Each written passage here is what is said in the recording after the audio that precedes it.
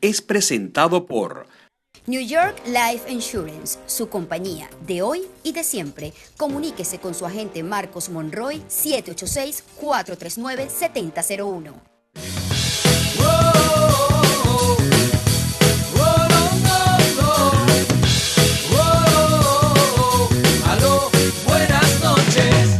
Gracias amigos por continuar ustedes conectados a la señal del Venezolano TV, aquellos que nos ven por el canal 81 en Concast para el condado Miami-Dade, aquí en el sur de Florida, aquellos que nos ven por internet en www.elvenezolano.tv y elvenezolanotv.es desde Madrid para toda Europa en horario europeo, pero también nos ven en el canal 54 TDT para Madrid y Toledo. Así que un saludo a todos los que nos están viendo. Les decía antes de irnos a la pausa que es muy grato poder recibir no solamente a un gran dirigente político, un hombre que cuando le ha tocado el ejercicio de la función pública ha dejado satisfecho a quienes por él hayan votado, sino que además es un gran amigo. Y nos complace poder recibir en el estudio de Aló Buenas Noches al doctor Claudio Fermín.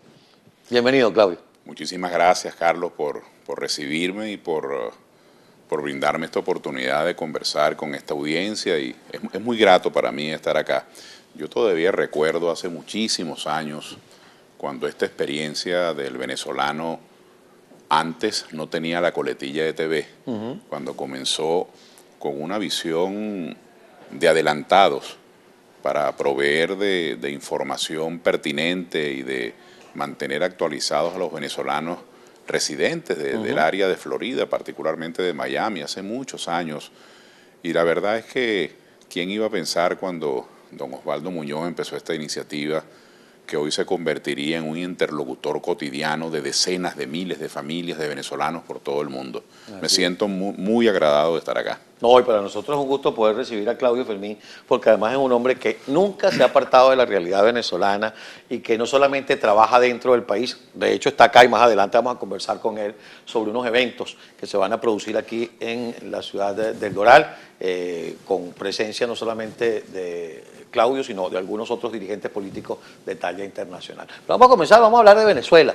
Vamos a hablar de Venezuela, y yo decía en la introducción del programa comenzando, chicos, que hoy, por ejemplo, nos hemos quedado todos embarcados, como siempre, mirando la baranda, como siempre que se trata del Consejo Nacional Electoral, porque a las 12 del mediodía entró Luis Emilio Rondón para una reunión con la señora Lucena y como las han llamado algunos, sus comadres, para que nos digan a los venezolanos cuándo va a ser la recaudación o la recopilación del 20% de la firma, en qué condiciones va a ser, con cuántas máquinas, y aquel tema de la circunscripción. Se supone que es el presidente de la República y la circunscripción es nacional, porque el funcionario electo tiene competencias nacionales. Entonces me gustaría que nos hicieras tu comentario con relación a eso. ¿Por qué los venezolanos tenemos que estar 12 horas, 8 horas, 11 horas esperando por una reunión de algo que está contemplado en la Constitución? Carlos, voy a responder un tema de tanta actualidad y que tanto nos indigna a los venezolanos, porque es una verdadera burla, pero quiero responderle empezando desde el mero principio. Y el principio es el siguiente, y yo puedo dar fe de eso porque yo estuve, gracias a los votos de miles de ustedes que han sido tan generosos, yo estuve de constituyente en 1999.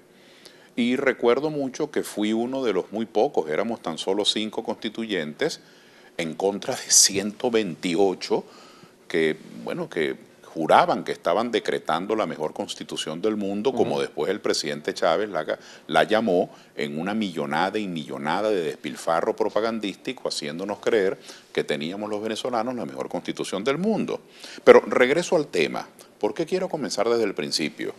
El artículo 72, 72, para que no se confunda con 62 fonéticamente, el artículo 72 establece que los venezolanos tenemos ahora, a partir de 1999, el derecho político de revocar a un mal gobernante, que es el caso de hoy. Así es. Tenemos un pésimo gobernante y según el artículo 72 estamos en capacidad de revocarlo siempre y cuando después de la mitad del periodo, que es el caso de hoy, un conjunto de venezolanos superior a tal cantidad como establece la norma, pidan el referendo, que es el caso de hoy.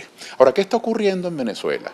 Que esa constitución forma parte de una gran mentira, porque el artículo 233, el 72, establece Está claro el derecho a revocar un mal gobernante, pero el artículo 233 fue hecho con alevosía, fue redactado premeditadamente, con trampa. Se refiere a las ausencias absolutas del presidente de Venezuela, Carlos. Y esas ausencias absolutas pueden ser por muerte, por renuncia, por insania, por abandono de su cargo o por haber sido revocado. ¿Qué dice el último párrafo de ese artículo? Que si un presidente es revocado en los 2 últimos años de su mandato, ocurre un absurdo, que el que recibe la sanción política, que es el revocado, designa a su sucesor. Claro. Y sigue gobernando el mismo partido con los mismos programas. Entonces, un conjunto grueso, una mayoría muy robusta de venezolanos, nos hemos aferrado al artículo 72 porque es que cada día que Maduro pasa en el gobierno le hace daño al país. Y entonces el gobierno se aferra al artículo 233, le da largas y largas y largas para que el revocatorio, en caso de darse, sea el próximo año. Es decir, estamos en presencia de una mentira. Mire, el presidente Chávez, Carlos, cuando se postuló la última vez, el señor presidente Hugo Chávez, que bueno, todos sabemos, tuvo problemas de salud muy graves y falleció, pues es una realidad histórica, es una redundancia advertirlo. Pero el presidente Chávez sabía que estaba enfermo. Él sabía que estaba muy grave. Y una persona en esas condiciones de salud, si hubiese actuado responsablemente, no se postula. Ya su sola postulación fue una mentira. Él sabía que no podía con aquello, pero como el PSV no tenía ningún otro candidato a la vista, lo hizo. El alcalde La Cava, para los compatriotas nuestros que no están familiarizados, el alcalde La Cava es el alcalde que quedó en la última elección electo en Puerto Cabello, un hombre muy popular en Puerto Cabello. Y el alcalde La Cava acaba de renunciar a la alcaldía de Puerto Cabello y acaba de designar a dedo a su sucesor, una persona muy allegada a su familia. Pero resulta que el alcalde La Cava, Carlos, tenía tiempo, casi más de un año retirado de la alcaldía por razones de salud. Es decir, él sabía ya que estaba mal de salud y que debía retirarse. ¿Por qué no lo hizo antes? Porque si lo hubiese hecho antes de la mitad de su mandato, hubiesen tenido que convocar a elección para sustituir, para nombrar al nuevo alcalde. Quiso estirar y estirar para designarlo él a dedo. Entonces, Chávez se postula sabiendo que estaba mal de salud, el alcalde La Cava estira la cuerda para designar a su sucesor, las señoras del CNE hacen lo indecible, lo impensable para que esto no se dé. Entonces, aparte del problema político, del sabotaje a la democracia, de la obstrucción a la voluntad, dígame ellos que se llenaban, digo ellos, la cuerdita en el poder, se llenaban la boca hablando de democracia participativa y protagónica, y no quieren que la gente opina. Pero todo esto, a mí lo que te confieso que lo que más me ha molestado es la estafa, el engaño. Todo esto es una mentira. Se presentaron como promotores de las consultas populares, se presentaron como que la democracia representativa era algo del pasado, escoger a alguien. No, había que opinar todos los días. Y ahora fíjense el forcejeo en que andamos los venezolanos.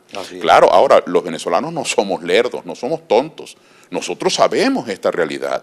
Nosotros sabemos la hazaña con que fue redactado ese artículo 233, pero como es un pueblo pacífico, como es un pueblo que tiene un alto concepto del civismo, sigue presionando y presionando para que se sepa hasta en el último pliegue de Venezuela que nosotros no queremos ser gobernados así. No queremos seguir viviendo así, esa es la realidad. Bueno, casualmente, mientras conversamos con Claudio Fermín, el periodista Eugenio Martínez, muy versado en la fuente electoral, informa en su cuenta Twitter que termina la reunión de los rectores a las 8:14, es decir, hace 6 minutos. Y en el próximo tuit de Eugenio, que si eres tan amable, por favor, colocamos en pantalla, nos invita a que estemos pendientes porque podría estar por realizarse una conferencia de prensa. Aquí dice, a ver, ¿tienen pautada una rueda de prensa para hacer los anuncios? No está pautada una rueda de prensa. Hubo una pregunta y dice, no está pautada rueda de prensa. De todas maneras, estaremos bien pendientes porque el rector Luis Emilio Rondón se comprometió con los periodistas al salir a ofrecer lo que hubiese de resultado. Si no hay resultados, pues a lo mejor la reunión continúa. Pero es lo que nosotros estamos diciendo. Sí. ¿Qué necesidad hay de poner al pueblo en esta zozobra? Acaba de decir una cosa que resulta harto interesante. El pueblo venezolano es pacífico, lo es. El pueblo venezolano tú lo pones entre salir a armar zaperoco e ir a firmar la gente prefiere ir a firmar. Ir a votar, la gente prefiere resolver la cosa con los votos, con la participación, con más civismo, con más democracia. Pero no tienen que comer, pero no hay medicina. Se están muriendo los muchachos en los hospitales. En estos días nos llegó también un reporte de unidades gerontológicas. Se están muriendo nuestros ancianos por falta de tratamiento. Y llega un momento en que la paciencia no es que te vuelve violento, te hace desesperar y dices, no quiero más esto. ¿Hasta cuándo se la va a calar el pueblo venezolano? Por favor, al regreso de la pausa. Seguro. Enseguida estamos de vuelta con ustedes. Nuestro invitado es Claudio Fermín. No se separen de nuestra sintonía, ya venimos.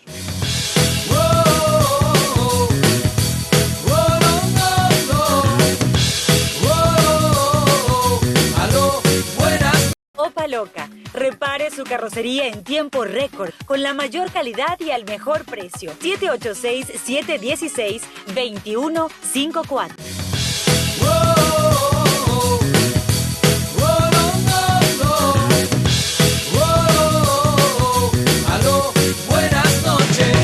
Gracias amigos por continuar en sintonía de su programa Lo Buenas Noches. Les recuerdo, mi compañera Carla Angola está en Nueva York en la cobertura de la Cumbre de la Concordia y también pues un poco trayéndonos en sus reportes todo lo que ocurre en la Gran Manzana. Más adelante vamos a hacer un contacto con ella. Nuestro invitado en esta parte del programa es el doctor Claudio Fermín. Estamos hablando de lo que pasa en Venezuela y escuchando un poco su opinión, su lectura de lo que ocurre. Y antes de irnos a la pausa, él hablaba de la condición de ser un pueblo pacífico, de nosotros, del pueblo venezolano. Yo le decía, sí es verdad, es un pueblo pacífico. Incluso escuché una aseveración que se hace mucho en clases cuando le dicen a uno, Venezuela es el único país que desde la guerra de independencia, o uno de los pocos, hasta el sol de hoy no ha tenido otra guerra, más que las montoneras, cuando la guerra federal y ese tipo de cosas.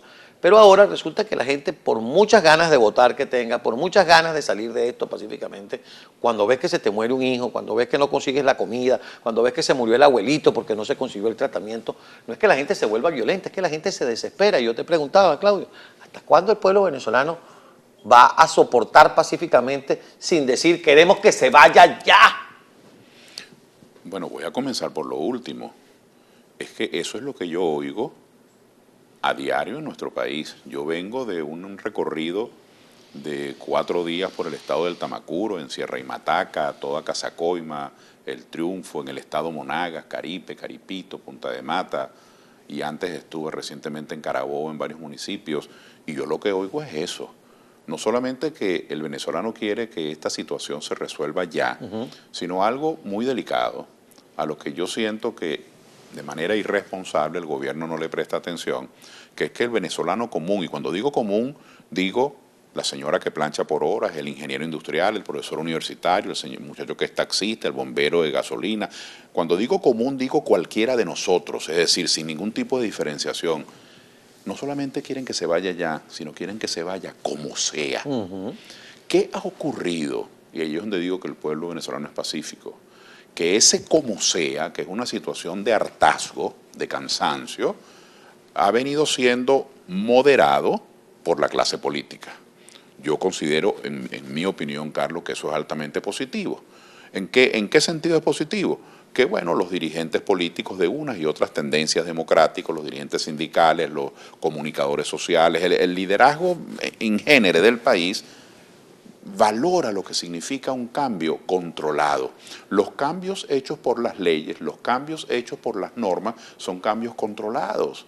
Es decir, son cambios para mejorar. En cambio, los cambios hechos por desesperación, los cambios hechos por hartazgo, porque es que cuando un gobierno en vez de hacer bien lo que hace es empeorar, esos cambios que acaban con una situación lesiva, dañina, pero pueden traer más conflictos. Por eso yo digo que es irresponsable del gobierno estar obstruyendo el referendo, estar saboteándolo, porque unas instituciones públicas pueden controlar una elección. ¿En qué sentido? Controlar no digo falsificar, digo, bueno, las elecciones son de 8 de la mañana, 7 de la noche, de 6 de la mañana, 5 de la tarde, son en tales centros, la gente hace las colas, se cuentan los votos. En cambio, el saqueo por hambre en Venezuela, eso ha venido siendo censurado por muchos medios de la autocensura. Y saqueo por hambre, el problema de las medicinas, lo que tú estás diciendo, con la gente que se está muriendo de mengua. Entonces el cambio ya no es, y esto ojalá que pudiésemos de alguna manera conseguir, así como esta marea socialista o como hay exministros de Chávez que son críticos, ojalá pudiésemos apelar a la conciencia de ese liderazgo chavista que no es el de la cuerdita, el de la cúpula, el del cogollo, sino el que está en los sectores medios. Mire, el problema serio del país hoy ya no es político, no es que la oposición quiere que Maduro se vaya, es que Maduro, si me permites el símil, se ha convertido como en un cáncer, que cada día que pasa es peor, cada día que pasa es más difícil, cada día que transcurre el hoyo es más hondo, es más oscuro. Entonces el cambio, que hoy está en las categorías de un conflicto político, está convirtiéndose en un estado de necesidad. Mira, hace cuestión de 3 años, si tú como analista y periodista de tanta experiencia decías que Venezuela estaba polarizada, estabas diciendo algo que se correspondía con los hechos, 50-50, 55 oposición, 45 gobierno, pero ya el país no está polarizado, es el 90% que quiere que Maduro se vaya. Entonces, eso expresa de dónde se nutre ese 90% para haber superado la barrera de la mitad y estar en 90%. Eran opositores, pongámonos la mano en el corazón, no eran opositores. Quiere decir que ya no es un problema de oposición contra el gobierno, es una necesidad del país. Así es. Esa es la situación hoy. Eso me hace recordar, perdón, y por ello, concluyo con esto, no tengo cómo pronosticar eso, porque pronosticar dentro de la incertidumbre, donde no hay Estado de Derecho, es un atrevimiento, pero carece de toda lógica que si de cada 10 venezolanos, 9 quieren que se vaya el señor. Es decir, ¿cómo se va a mantener allí? Yo he dicho en algún lugar, y quiero repetirlo acá, porque no porque eso sea una ofensa, sino para que veamos el tamaño del absurdo de hoy, que Vicente Emparan era un demócrata al lado de... Ciertamente. Porque a Vicente Emparan en 1810... el señor preguntó, ¿ustedes quieren que yo los mande? Y dijeron, no. Bueno, si ustedes no quieren que yo los mande, yo tampoco los mando. Ese era un demócrata, era un realista, pero un demócrata. El primer referéndum de la historia de Venezuela se hizo ahí. Pero este señor no, a este señor todo el mundo le dice que se vaya y contra natura quiere quedarse. Es decir, que está aún empeorando la situación del país. Eso que acabas de decir, que esta gente, este paso del 45 o del 55% al 90%, no es que eran opositores, sino simplemente ya no se trata de oposición y gobierno, sino que incluso hay un grupo de gente que creyó en el chavismo y que ya sabe que esto no es así. Claro. Y eso fue lo mismo que ocurrió el 6 de diciembre. Es decir, sin desmerecer o desmeritar, como se diga, el trabajo que hayan hecho los candidatos a diputados y obtuvieron ese triunfo en la Asamblea Nacional. El triunfo fue de ellos, pero también fue del hastío, de la necesidad de cambio de la gente. Claro. De alguna forma no fue un cheque en blanco lo que le dieron a la MUD, sino más que un cheque en blanco fue, ahora los vamos a apoyar a ustedes porque no queremos que esto continúe. Yo quisiera que habláramos entonces de eso, que habláramos de la lectura que le está dando Claudio Fermín a cómo la oposición, que si bien es cierto son de diferentes partidos, si bien es cierto que existen diferencias, todos tienen el mismo objetivo, la misma finalidad, que es el rescate de la democracia plena. Pero a veces pareciera que en el camino se van torciendo algunas cargas y no enderezando, como dice el dicho.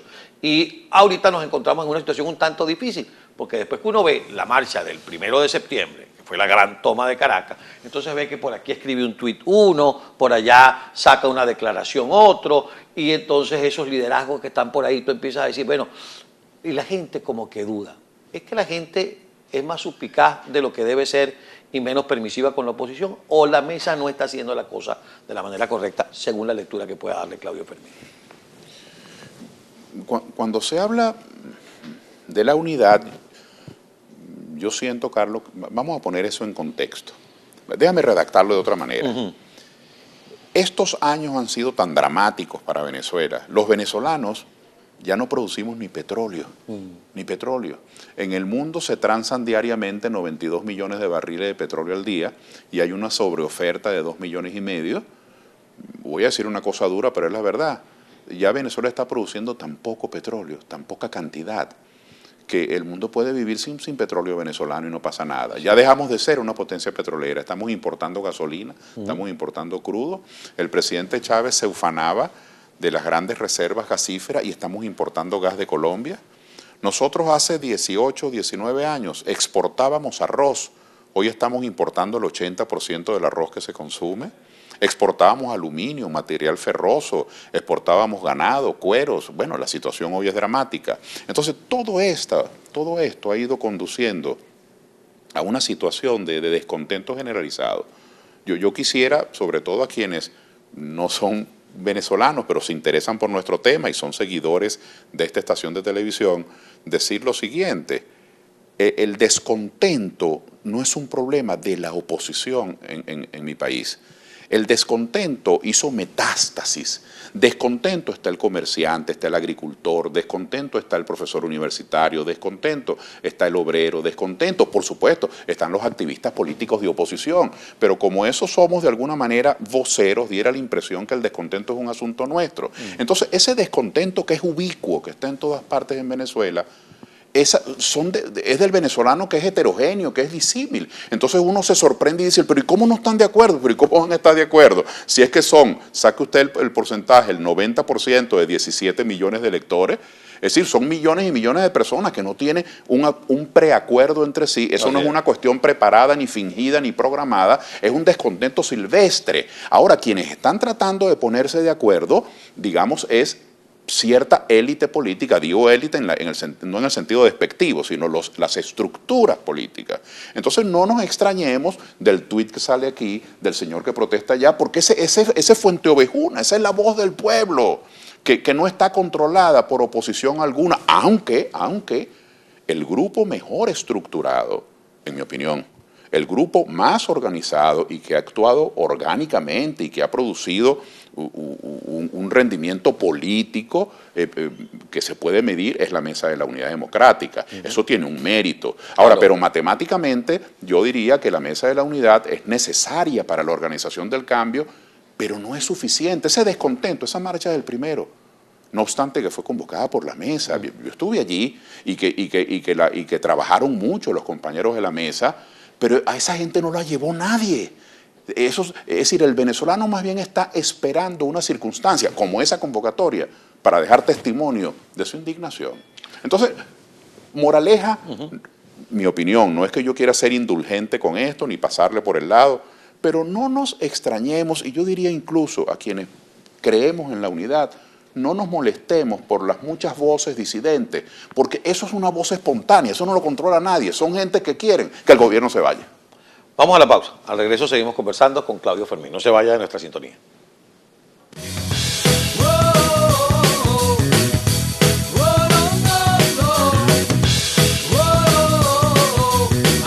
El programa es presentado por Daoro, la joyería más importante y exclusiva, ahora en Aventura. Visítanos en daoromiami.com.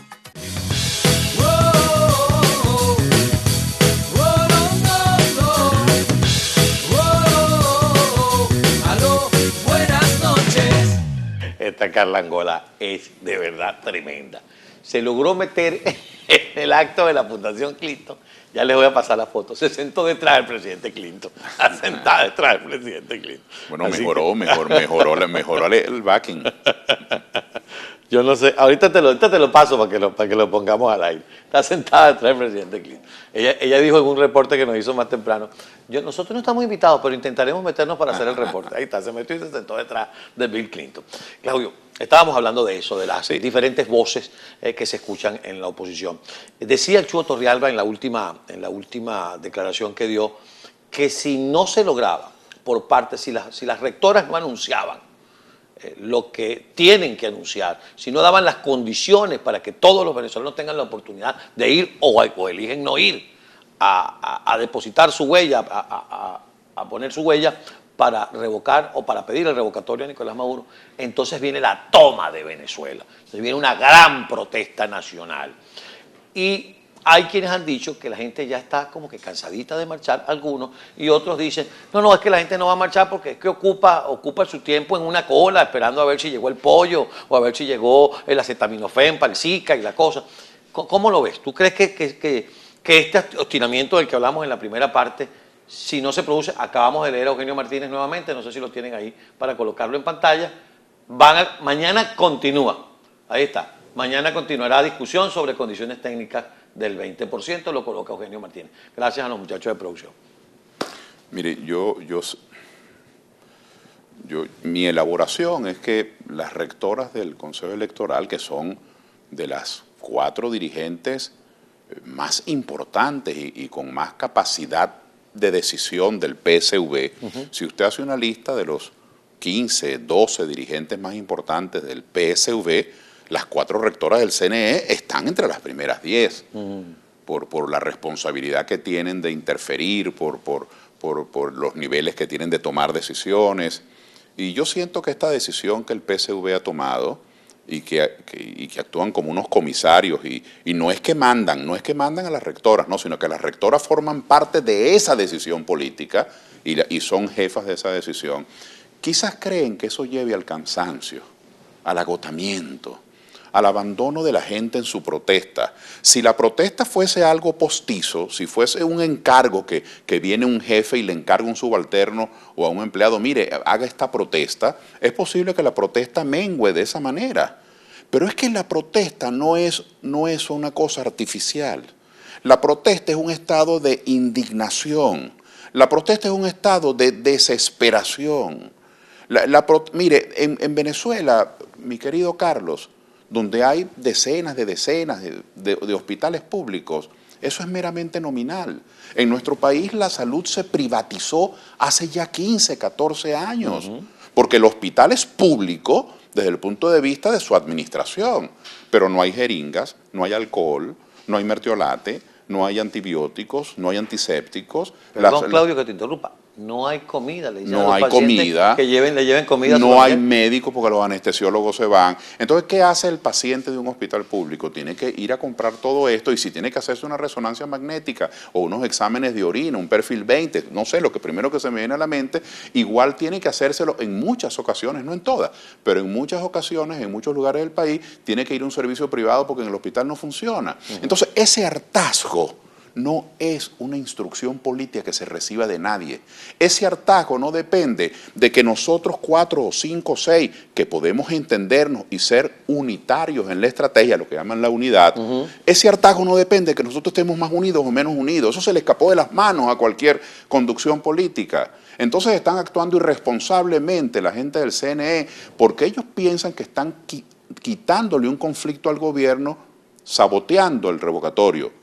Y yo observo que lo que están es generando un conflicto incontrolable en el país porque la gente va a sentir que no tiene entonces ningún tipo de ductos, de canales por donde tramitar su descontento. Aquello de tapar la válvula de la olla de presión va a hacer que explote. Claro, entonces eso es una grave irresponsabilidad histórica. Eso no debemos permitirlo. No solamente que esto lo que hace es sumar un grueso capítulo más al expediente de por qué deben salir del gobierno, porque esa es una mala manera de conducir una sociedad, sino que esto en el fondo está empeorando, es la metáfora que hice del cáncer, esto lo que está es empeorando día tras día. Entonces yo siento que es un grave... Yo no estoy en capacidad, decir mentiras sí no, y adivinar no, porque no soy adivino. Nosotros los venezolanos vamos a seguir reclamando una salida, proponiendo una salida. Unos lo hacen con un estilo, otros lo hacen con otro estilo, porque bueno, los seres humanos iguales no son ni los dedos de las manos, como yo suelo decir, aunque anden juntos, pero todos se sirven para poder asir, para poder agarrar. Y Venezuela entera está pidiendo ese cambio. Pero no lo está pidiendo, repito, por capricho, ni por instrucción de ninguna estructura política, aunque las estructuras políticas en una sociedad civilizada, en este caso la mesa, es sumamente útil y productiva. Pero es que esto es un sentimiento nacional. Más que sentimiento, esto es un drama. ¿Tú crees que hay aquellos que dicen que el gobierno quiere generar violencia porque siente que en la violencia es su mejor escenario para mover? Bueno, no estoy en capacidad de saber si el gobierno quiere. Lo que sí puedo decir es que... O como Henry Ramos, que dice, Maduro quiere que lo tumben. No sé si Maduro quiere que lo tumben, no sé si el gobierno quiere generar violencia, pero esta conducta de asfixiar y asfixiar y asfixiar, creyendo que así la gente enmudece, es desconocer que la gente grita no porque le gusta escucharse su voz, sino por lo que tú dijiste, el muchacho no tiene alimento, los niños no tienen medicina, los viejos mueren de mengua, bueno, un larguísimo etcétera. Así que lamento mucho, pues yo no quisiera ser vocero de mañanas así oscuros, pero lo mejor que le puede pasar a nuestro país dentro de esta situación tan dramática es que el revocatorio ocurra. Eso es lo mejor que le puede pasar a Venezuela, porque es la manera de aminorar otros conflictos que lo que hacen es agravar. Si el revocatorio, por ejemplo, vamos a jugar escenarios. Okay. Si el revocatorio no ocurriera este año, que ocurre el año siguiente, no es más tranquilo para el gobierno, es al revés. Es al revés, es más conflicto en la calle, es más volumen en el reclamo, tienen menos capacidad de respuesta. Ahora, ¿para qué se gobierna? ¿Para el qué desencanto, claro. por eso, ¿para qué tanto poder como el que tiene Maduro si no es capaz de poner una solución? Mire, Maduro acaba de renovar, Carlos, en este momento, de nuevo, el decreto de excepción. El 14 de enero próximo pasado comenzó con un decreto de emergencia económica, lo renovó por 60 días, después otra vez el 15 de mayo otro decreto de excepción, ahora lo volvió a extender. Y con todo ese poder que Maduro ha acumulado, no ha tomado una decisión que estimule la producción nacional, que en el fondo ha sido el detonante de esto, que no se consiga papel sanitario, que no se consiga tal y cual y una larga lista, ¿no? Entonces estamos en una situación, no sé si mis palabras lucen muy blandas, pero creo que una situación de un estado de necesidad. Estamos en un estado de necesidad nacional. Esto es bastante más grave y bastante más fuerte que simplemente un planteamiento de la oposición. En otras palabras, que cada día que pase Maduro en el poder, los venezolanos viven peor. Y eso no es un problema político, eso es un problema de la existencia de la nación. Durante toda tu carrera política tú has demostrado ser un demócrata carta cabal, pero en el caso de América Latina, y es lamentable que sea así, conflictos como este no se resuelven si no hay dos cosas. Una, la conversación entre los que se van y los que vienen. Eso es una condición sine qua non. Aunque mucha gente dice, eso es negociación y no se puede negociar. No, la transición requiere de un entendimiento entre los que se van y los que vienen, a mi entender y al entender de muchos analistas. Pero también pasa por el comportamiento de la Fuerza Armada Nacional. ¿Cómo lee Claudio Fermín a la actual Fuerza Armada Nacional? Es que nos ganó la partida Chávez allí en los últimos 18 años, formando militares netamente chavistas, patria socialista o muerte. Si de algo urge el país, es de una Fuerza Armada profesional, seria. Fíjate el drama, Carlos, que nos ocurre en la frontera con Colombia. La frontera con Colombia está a merced de los paramilitares, de los traficantes de droga y de los militares tracaleros venezolanos, tramposos. Lo mismo nos está ocurriendo en el sur con el oro, en Amazonas, en Bolívar. Fíjate la vergüenza de lo del territorio Esequibo, cómo se ha abandonado con esa displicencia, se ha abandonado ese reclamo, la inseguridad que diezma al país, que de eso hablar es muy doloroso. Entonces, si una necesidad tenemos los venezolanos es una Fuerza Armada seria, profesional, bien equipada, respetada, y lamentablemente en los últimos años, claro, no se puede generalizar, pero en los últimos años lo que el imaginario popular ha recogido es que los militares son matraqueros, tracaleros, traficantes, corruptos, y como se han dedicado es a colonizar el aparato del Estado. Es un afán de poseerlo todo. Son rectores de universidades, directores de hospitales, directores de fincas, productores agropecuarios aquí y allá. Entonces, a mí me parece que pensando en el bien de las Fuerzas Armadas, por supuesto de nuestro país, pero sectorialmente de las Fuerzas Armadas, si a algún sector del país le conviene, pensando ya en el desarrollo sectorial, que no se puede aislar del todo, pero si a algún sector de Venezuela le conviene que este cambio sea un cambio serio y un cambio rápido, es a las Fuerzas Armadas y al Ejército particularmente, porque tenemos urgencia de recuperar su prestigio, de recuperar su imagen. ¿Tú sabes cuántos centenares de oficiales dignos, de muchachos que entraron como cadetes y que hoy tienen 2, 3 profesiones y han hecho curso de Estado Mayor y quieren servirle al país y pasan por una calle y tienen que cambiarse de acera porque la gente los desprecia con la mirada? Es decir, que si en algún sector del país hay urgencia de cambio, claro, no lo pueden expresar, pero es lo que yo les leo. Es lo que yo observo en cada uno de ellos. Porque es que, como antes lo dije, esto es una reacción no de los políticos profesionales. Los políticos profesionales no tenemos esa capacidad convocatoria, sobre todo en el mundo globalizado, en el mundo donde el único emisor del mensaje ya no es el partido, sino son las universidades, los sindicatos, los medios de comunicación, el Google. Este es un mundo donde el concepto de militancia se va a reducir no porque los partidos sean ineficientes, que puede ser un factor, sino porque el hombre es más libre, el hombre tiene más canales para formarse.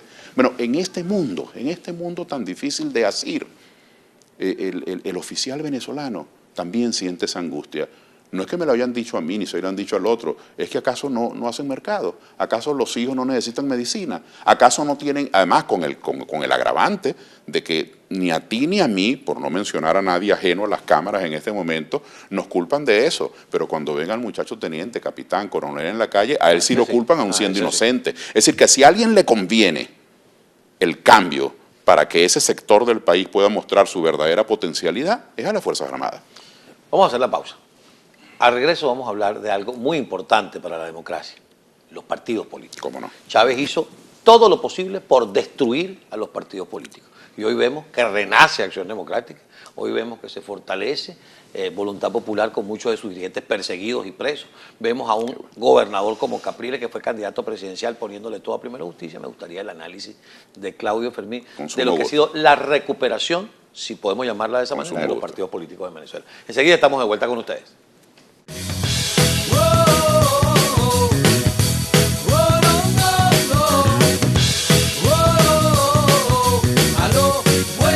El programa es presentado por Punto Sur y descubre lo mejor en carnes.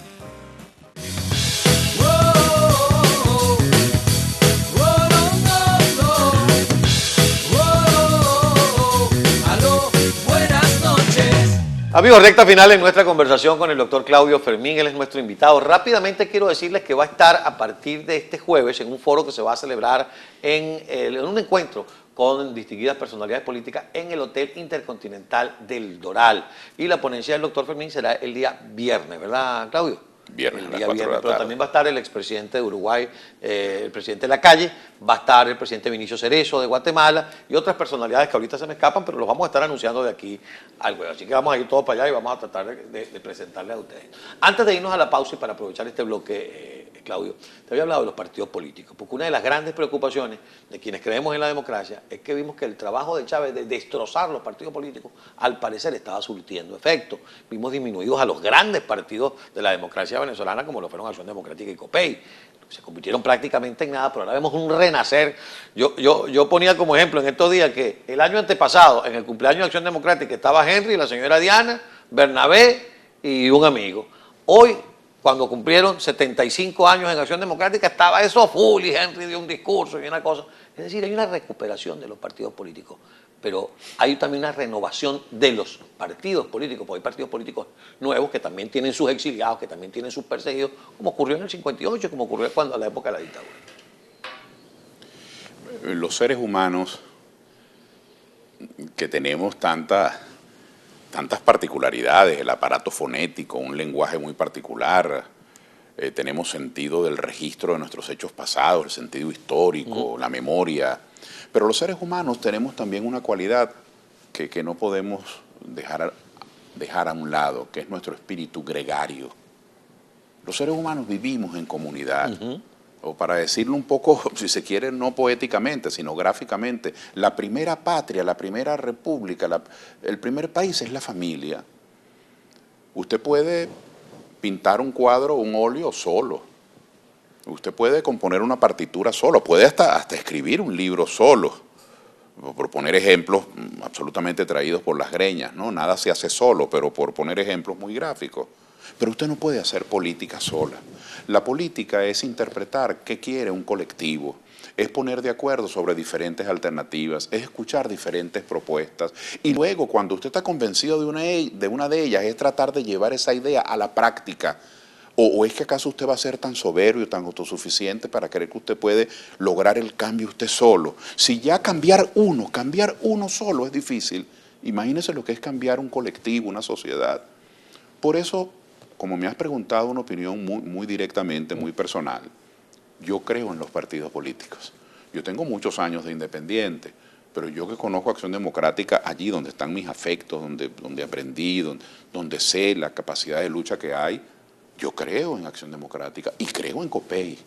Mira que conozco algo, no quiero presumir, pero conozco mi país física y humanamente y sé cómo en cada rincón hay un ADECO, hay un copellano y creo en lo que está haciendo Voluntad Popular y creo en lo que hace Primera Justicia y creo en lo que hace este y aquel y digo este y aquel no despectivamente, sino para no hacer el inventario de muchos partidos pequeños, grandes, nuevos. Pero ocurre que los seres humanos, ¿por qué nos asociamos? Nos asociamos porque creemos en nuestro compañero de lucha, en nuestro vecino, en nuestro compañero de curso en el liceo, o creemos en nuestro vecino o en nuestro compañero de trabajo en la fábrica o en la universidad. Entonces, el espíritu gregario no solo es una característica nuestra, sino que es algo diverso, que no se puede contener. Creer en los partidos políticos y decir que solo pueden existir 3, que no haya más, es una contradicción de una fragilidad terrible. Creer en los sindicatos y decir, pero solamente el mío puede defender a los trabajadores, más nadie. Entonces, quien te habla que hago votos por el fortalecimiento de Acción Democrática, de COPEI, por el engrandecimiento de Primero Justicia, Voluntad Popular, de Un Nuevo Tiempo, de otros partidos. Es más, y hago votos por el surgimiento de nuevos partidos. Nosotros los venezolanos necesitamos muchos maestros. Todos los días se gradúan los niños. Del PSV, nosotros derecho a existir, también tengo esperanza puesta en que en el PSV pueda quitarse ese yunque que tienen del chantaje del empleo, del chantaje de la beca, de esa cosa horrenda que es el populismo y el despotismo burocrático, y que el PSV también represente con libertad a sus ideas. Pero también, así como hacen falta nuevos médicos y nuevos técnicos electricistas y nuevos educadores, hacen falta también nuevos promotores de la libertad y hacen falta nuevos luchadores por las reivindicaciones. Decir que no, es que hay suficientes partidos, ya basta. No me parece.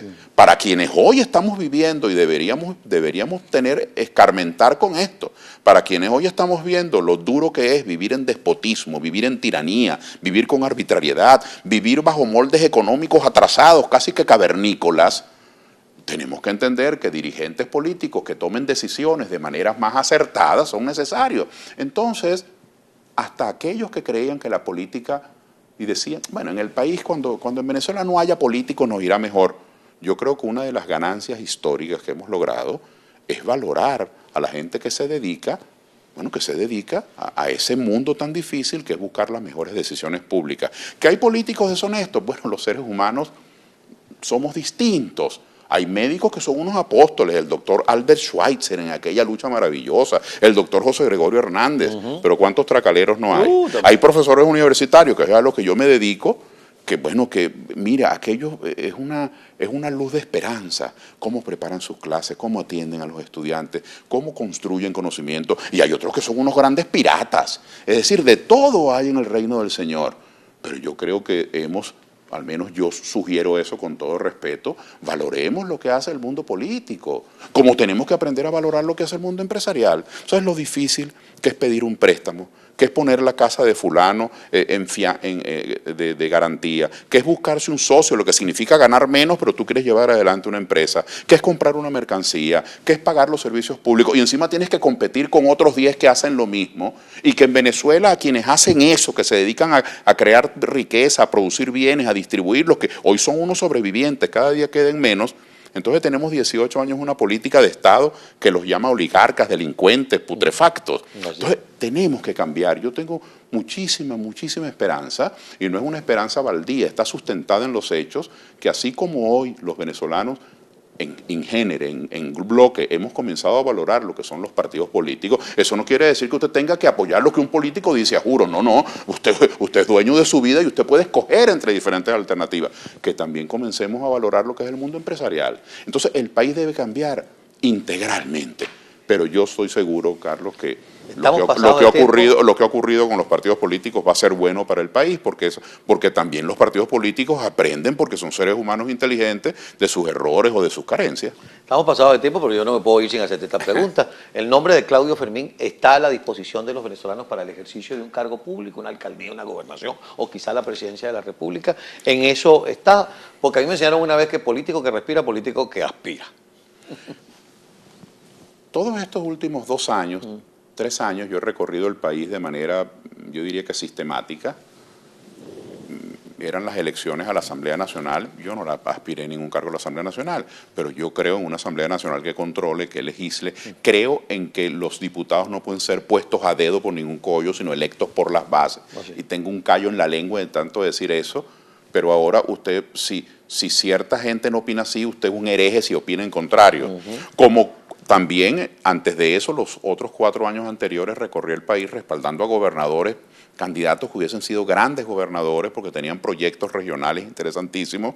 Es decir, no necesariamente cuando uno anda en campaña aspira, o puede ser. Yo ando en una prédica, yo quiero más democracia para mi país, yo quiero un país de excelencia, yo quiero políticos mejor formados, yo creo en la concordia, no en las discordias, yo creo en un lenguaje constructivo, no en la vulgaridad.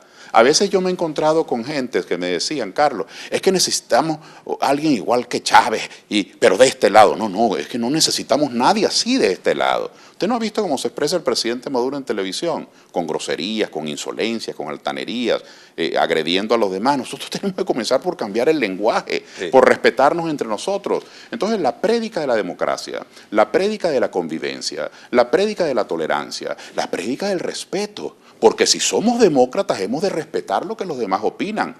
Yo no estoy de acuerdo, pero comprendo cuando el presidente Chávez, quien creía en el partido único, expulsaba a alguien. Lo que no puedo creer es que un demócrata sancione a alguien porque opina distinto de él. Entonces, la prédica de la democracia, estamos en el primer inning. Tenemos mucho que hacer para regresar a Venezuela a la democracia, no solo cambiar el gobierno.